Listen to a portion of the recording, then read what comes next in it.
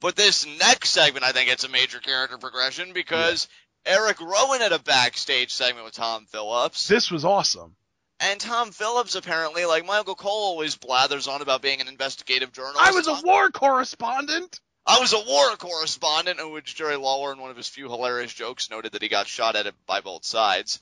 But Tom Phillips showed that he can do your job, Michael, because he comes out, and apparently he found out that Rowan, get this, has an IQ of 143, but that isn't what got me to snicker.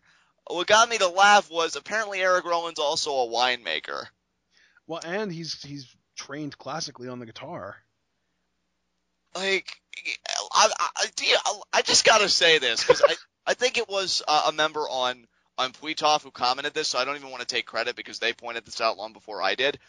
But because he noted how Erick Rowan is a babyface, so that shows that Bray Wyatt's cult is a legitimate treatment, like a legitimate practice. And now hearing this, yeah, I mean, here's the thing with the friggin' like Luke Harper joined the corporate world, and Erick Rowan is a genius and a freaking man of this. He's a cultured son of a gun. I mean, Bray Wyatt, since it is the Slammies next week, should win Superstar of the Year on that alone. He rehabilitated 2 human beings. I know. What the hell have you done with your week? Who else is going to win Superstar of the Year? You would think it would be Daniel Bryan, but recency bias says there's no way that's going to happen. Exactly, and you know what? Like, I'm sorry, but that person on Puitov, I think it was Oliver, to give him proper credit. It was the one. Oh, you watch. The Superstar of the Year is going to end up going to freaking Cena. It always goes. Well, last year it went to Bryan. That's why I'm saying. Well, yeah, I can have hope, but not too much, because that's always bad. But yeah, Bray Wyatt looks like the top freaking babyface right now because he's doing legitimate humanitarian work. Yeah. Well, I mean, you say Bray Wyatt, I say Erick Rowan looks like the top babyface right now, realistically. Yeah, oh yeah, especially. I mean, who got the last bit of offense on this show tonight?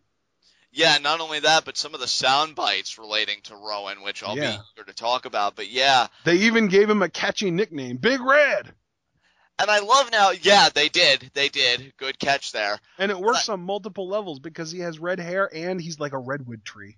Exactly, and I really have to credit you here because now I feel like we're seeing kind of a merger of things because you said that with everything, you know, the theme is the sheet mask, the short, you know, promos, just everything about Erick Rowan leads to people to think, or leads to the perception that he has a childlike brain, and now we can really just come out and say he seems like a child prodigy then because he's got this high IQ and everything else.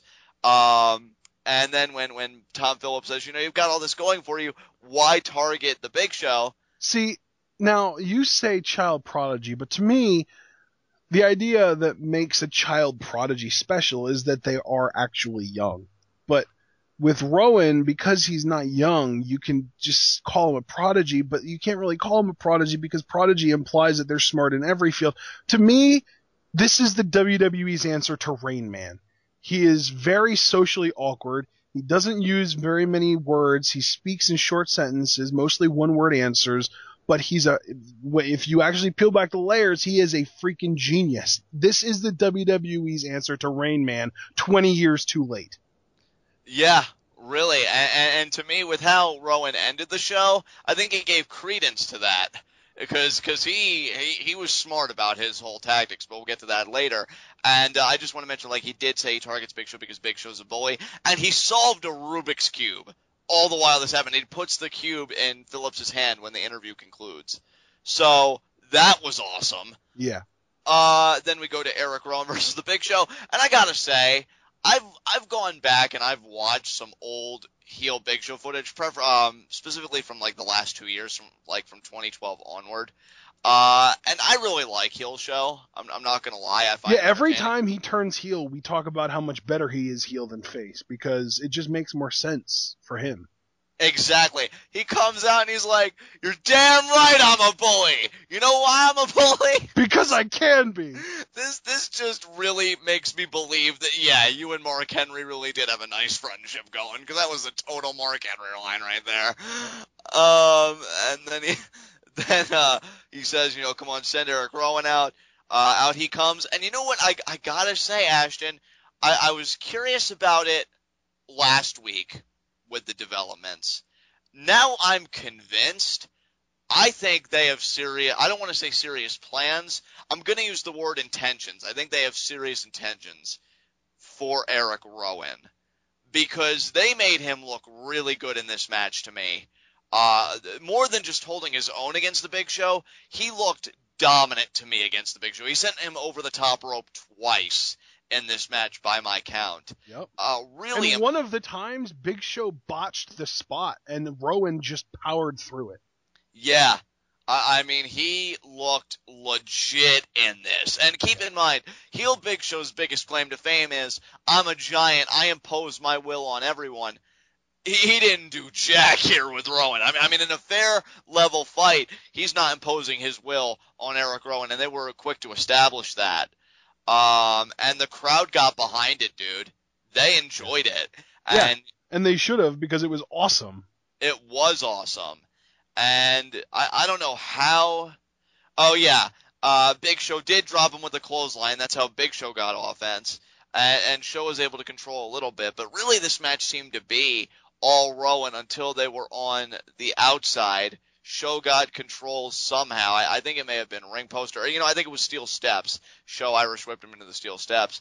Then Show grabbed one of the steel steps, and he cracked Rowan on the back with them, causing the DQ finish.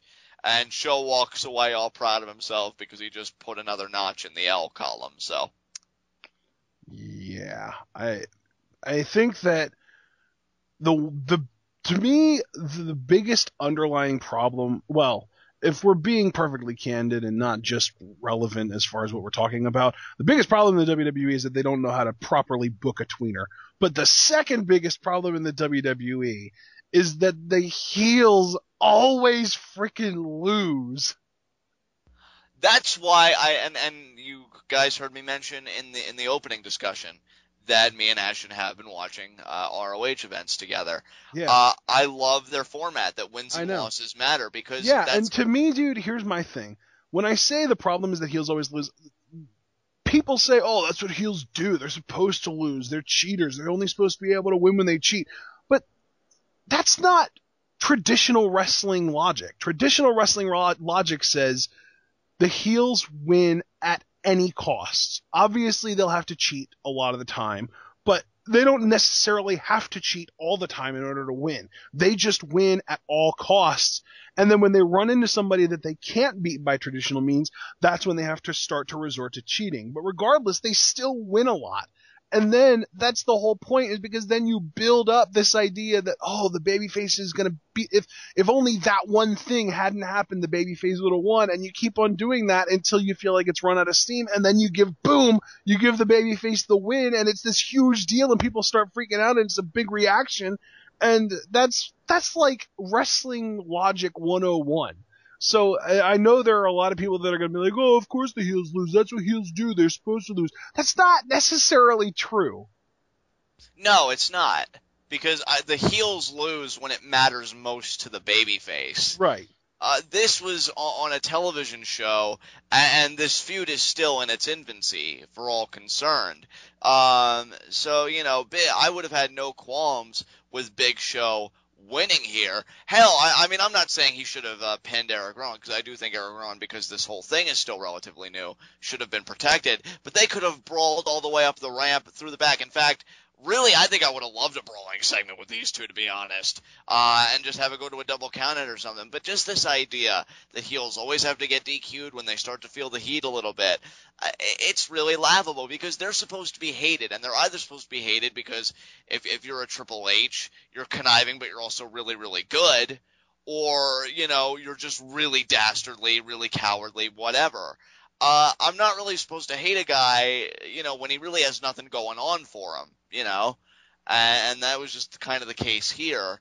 So yeah, I'm really glad you shared that, Ashton, because I agree with you 100%. So Big Show does get the win, and after that we go to Vince McMahon. Erick Rowan got the win. Erick Rowan got the win, but yeah, Show got DQ'd and he walked off. That's what I want to say. He walked off. And it's worth noting that the reason Rowan got the win is because the Big Show used steel steps on him. Yes, yes, and that's a theme that I will credit brilliantly comes full circle by the show's Yeah, like, closing. I feel like so many people are underrating this show. Definitely. I thoroughly enjoyed this Raw.